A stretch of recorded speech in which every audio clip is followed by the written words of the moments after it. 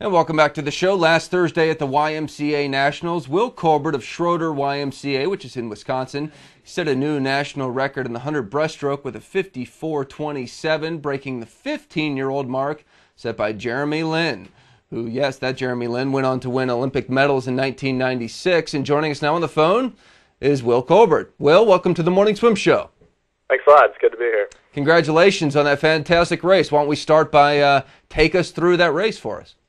No problem. Well, it was outside of Fort Lauderdale, so the weather had been a little dicey all week, so I was just hoping that it would be better weather for my race. And I just kind of took it easy in the morning, just wanted to just kind of get a feel for the water. And then just turned on some Jimi Hendrix, got a little pumped up for the race, and just went out after it. So Jimi Hendrix is your warm-up tune. We're watching your race right now, and you pretty much dominated that thing from start to finish. But I noticed on the race that right here at the 50 mark, that's when you really turned it on, or that was the last 50. But it was at that second turn when you just exploded off the wall and took it. Definitely. Actually, in the morning, one of my coaches, Adam Manya, he told me to take the first lap a little easy. And so at night, my other coach, Dave Anderson, he told me just get out after it. And just kind of my instinct is always to kind of back off so I'm at the end. But just at that 50, I was just thinking, let's just go for it and just get it done. And I've been working on my pullouts really hard all year. Adam and Dave and my other coach, Matt, we've just been looking at them, studying them a lot. So they're where I want to be right now, definitely. Now, I understand you don't swim a whole lot by, relative to a lot of kids who are breaking YMCA records. Is that true? Yeah, my practicing's kind of inconsistent. Sometimes I'll go 3 or 4 times a week, and then, I'll lift two to three times a week. So usually when I go into the pool, I'm doing 4,000 to 5,000 yards, a lot of power stuff mixed in there. So are you just into other sports, or just don't want to burn yourself out?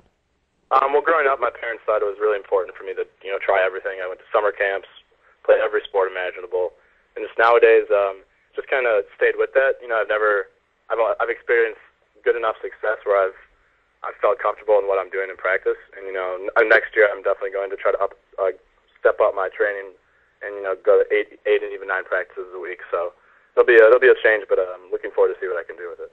What do you like best about swimming?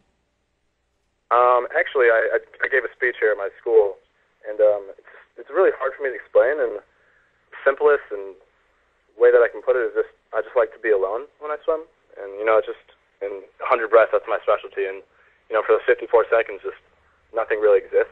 I think about a technique before the race, but I dive in and it's just me. And I can hear my coaches before, I can hear my friends, but I just like that it's just me when I dive in. That's interesting. A lot of kids don't think about it that way.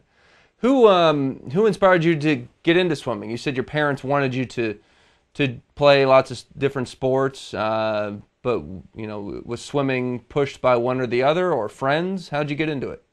Well, my mom's dad actually drowned, so she made all of I have 2 sisters, and she made my 2 sisters and I pass out of the highest level of classes at the YMCA.